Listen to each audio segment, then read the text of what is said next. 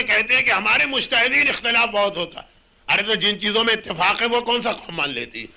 مجتہدین کا اختلاف اگر نیک نیتی کے ساتھ سوال کیا جا رہا.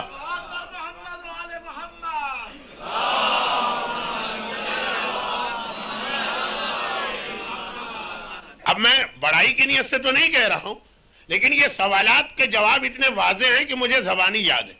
لیکن میں نے سوچا کہ مراجع کرام کی تصاویر بھی آپ کے سامنے ہوں تو ذرا اس کا ثواب، اور پھر کتاب سے پڑھ رہا ہوں تو شاید ان کو بھی ذرا سا بھروسہ آ جائے جو ویسے ان باتوں پہ یقین نہیں کرتے.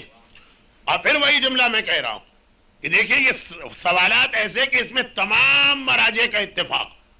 نام ہے سوال: شادی کی تقریب میں اگر ہم شرکت نہ کریں، اور تقریب ایسی ہے جس میں لغو و لعب کا کوئی پہلو موجود ہے، لیکن اگر ہم نہ جائیں تو رشتہ داروں کی ناراضگی اور دشمنی کا سبب ہوتا ہے، ایسی صورت میں ذمہ داری کیا ہے؟ جواب: آیت اللہ العظمہ آغا خامنہئی: حرام تقریبات میں شرکت کرنا بہر صورت جائز نہیں، اور نہی عن المنکر سب پر واجب ہے. آیت اللہ العظمہ آغا بہجت: اس قسم کے بہانے حرام الہی کو حلال نہیں کر سکتے. آیت اللہ العظمہ آغا صافی گلپائگانی: معصیت کی تقریبات میں شرکت کرنا جائز نہیں. آیت اللہ العظمہ آغا ناصر مکارم شیرازی: اگر ان لوگوں کو نہی عن المنکر کرنے کی طاقت نہیں ہے تو شرکت کرنے کی اجازت نہیں. آیت اللہ العظمہ شیخ جواد تبریزی: شرکت کر سکتے ہیں، لیکن جیسے ہی کوئی لغو و لعب شروع ہو جائے تو انہیں منع کریں، اور اگر آپ کی بات نہ سنی جائے تو فوراً اس تقریب سے چلے جائیں. انشاءاللہ آپ کو اس کا اجر ملے گا. آنے کا اجر کم ہے، جانے کا اجر زیادہ ہے.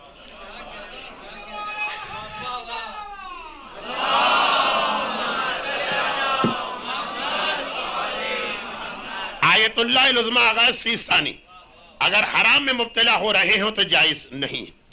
سوال نمبر 2: شادی یا کوئی بھی تقریب، کیونکہ میں اکثر اس میں برتھ ڈے پارٹی کا بھی حوالہ اسی لیے دیتا ہوں، شادی یا کوئی بھی تقریب میں شرکت کرنے کا حکم کیا ہے جہاں پہ محرم و نامحرم مکس گیدرنگ کے عالم میں بیٹھے؟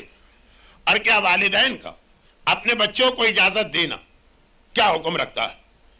آیت اللہ بہجت: حرام یا مفسدے پر مشتمل ہونے کی صورت میں اجتناب کیا جائے، مرد اور عورت کا میل جول کسی حالت میں جائز نہیں. آغا صافی گلپائگانی: حرام ہے، شرکت حرام ہے. آغا آیت اللہ سیستانی: اگر تقریب اس طرح کی ہے کہ جس میں مفسدہ یا گناہ میں مرتکب ہونے کا خطرہ، مرتکب نہیں ہو رہے، خالی خطرہ، جائز نہیں ہے. آیت اللہ فاضل لنکرانی: جائز نہیں ہے، اور بچوں کو بھی منع کرنا واجب ہے.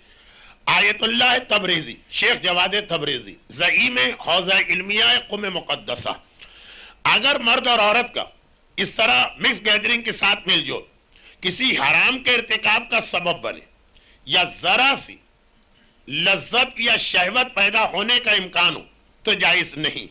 والدین کو چاہیے کہ اپنے بچوں کو منع کریں کہ اس طرح کی تقریبات میں شرکت نہ کریں.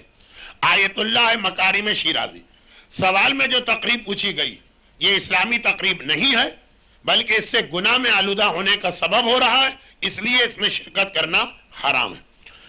سوال نمبر 3: بعض مائیں اپنے نابالغ بچوں کو، بالغ نہیں نابالغ، ننگے سر یعنی بچیوں کو ننگے سر اور بے حجاب بازاروں میں یا تقریبات میں لے جاتی ہیں، نابالغ جہاں نامحرم بھی ہوتے ہیں.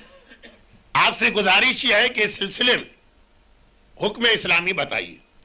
آیت اللہ فاضل لنکرانی: ماں باپ کے لیے واجب ہے کہ اپنے بچوں کو اسلامی آداب اور شرعی ذمہ داریوں سے آشنا کرائیں. چنانچہ ان موارد میں یعنی مارکیٹ، بازار، تقریبات اگر کوئی فساد کا سبب ہے یا شہوت پیدا ہونے کا امکان ہے تو اگرچہ لڑکی ناسمجھ بھی ہے تو اس کو پردہ کرانا واجب ہے تاکہ معاشرہ بے راہ روی اور گناہوں میں ملوث نہ ہو. آغا سیستانی: نابالغ لڑکی پہ پردہ واجب نہیں، لیکن ماں باپ کے لیے ضروری کہ اپنے نابالغ بچوں کو بھی اسلامی آداب کا عادی بنائیں اور ان کی صحیح شرعی تربیت کی کوشش کریں. آغائے بہجت، والدین کی ذمہ داری ہے کہ اپنے بچوں کو شرعی ذمہ داریوں کی مشق نابالغ ہونے ہی کے زمانے میں کرائیں۔ آغائے مکارم شیرازی، ماں باپ پہ لازم ہے کہ اپنے بچوں کو بچپن ہی سے اسلامی مسائل سے آشنا کروائیں۔ آیت اللہ شیخ جواد تبریزی، نابالغ لڑکیوں پر پردہ تو واجب نہیں، لیکن والدین کی ذمہ داری ہے کہ وہ اپنی لڑکیوں کو اسلامی حجاب کا عادی بنائیں اور لڑکوں کو اسلامی احکام کی تربیت دے۔ آیت اللہ صافی گل پائے گانی، یہ کام صحیح نہیں۔ والدین کو ہوشیار رہنا چاہیے کہ وہ اپنی چھوٹی بچیوں کو نامحرم سے دور رکھیں، پردہ کرنے کی عادت پیدا کریں، اور اگر اس کام میں سستی کرے، اور بچی بہت بڑی شخصیت ہے آیت اللہ صافی گل پائے گانی کی، اور اس کام میں سستی کرے اور بچی نامحرم کے سامنے اسی لیے آنے جانے لگے تو لڑکی کے گناہ میں والدین بھی شریک ہیں۔ سوال نمبر 4 اور فی الحال آخری سوال، کہ بعض لوگوں کا یہ نظریہ، ایک سوال پوچھا جا رہا ہے کہ کچھ گناہ ایسے جس میں ڈبل عذاب ملتا ہے۔ اب یہ سوال پوچھا جا رہا ہے کہ بعض لوگوں کا نظریہ یہ ہے کہ کچھ ایسے گناہ جو خود حرام ہونے کے ساتھ ساتھ کیونکہ معاشرے کو خراب کرنے کا سبب بن رہے، لہذا یہ ایک اور گناہ شمار ہوتا۔ مثلا عورت کا بے پردہ لوگوں کے سامنے آنا، گاڑی میں گانے کی کیسٹ چلانا، شادی کی تقریب لہو و لعب کے انداز میں سجانا، یہ سارے خود تو ہیں حرام۔ اب سوال کرنے والا کہہ رہا ہے کہ ہمارے ہاں کچھ ایسے لوگ پیدا ہو گئے جو کہتے ہیں کہ یہ ایک گناہ نہیں ہے، یہ 2 گناہ، ڈبل گناہ، کیونکہ یہ حرام ہونے کے ساتھ ساتھ معاشرے میں گناہ پھیلانے کا سبب بن رہے ہیں۔ بتائیے کہ نظریہ صحیح ہے کہ غلط؟ آیت اللہ سیستانی فرماتے ہیں یہ عقیدہ اور نظریہ بالکل صحیح ہے۔ آیت اللہ تبریزی، فرض سوال میں جتنے گناہ ذکر کیے گئے ہیں وہ 2 گناہ شمار ہوں گے، ایک خود گناہ کو انجام دینا، دوسرا لوگوں کے سامنے اس کو پھیلا کے گناہوں کی ترغیب دینا۔ آیت اللہ فاضل لنکرانی، جی ہاں یہ نظریہ صحیح ہے اور یہ سخت ترین اور بدترین گناہ۔ آیت اللہ بہجت، کھلے عام گناہ کرنا خود ایک اور گناہ تو ہے ہی وہ جو کیا، لیکن ایک اور گناہ۔ آیت اللہ مکارم شیرازی، حرام اعمال کی انجام دہی ایک گناہ اور اس کا کھلے عام مظاہرہ کرنا ایک اور گناہ شمار ہوگا، چنانچہ اس پر عذاب بھی دوگنا ہوگا۔ آیت اللہ صافی گل پائے گانی، شریعت مقدسہ کو پامال کرتے ہوئے گناہ کا مظاہرہ کرنا جو کہ گناہ پھیلانے کا سبب بنتا ہے، اس لیے یہ 2 اعتبار سے نہیں بلکہ امکان ہے کہ کئی اعتبار سے گناہ ہو، اور نتیجتاً اس کی حرمت شدید سے شدید ہوتی چلی جا رہی۔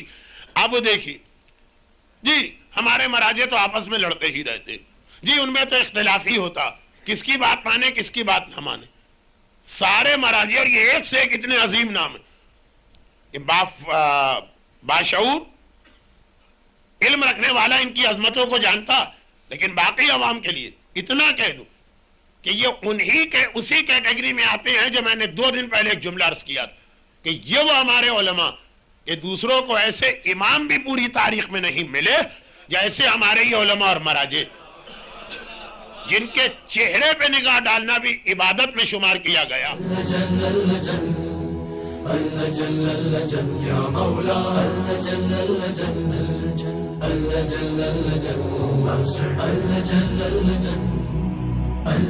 يا صاحب السماء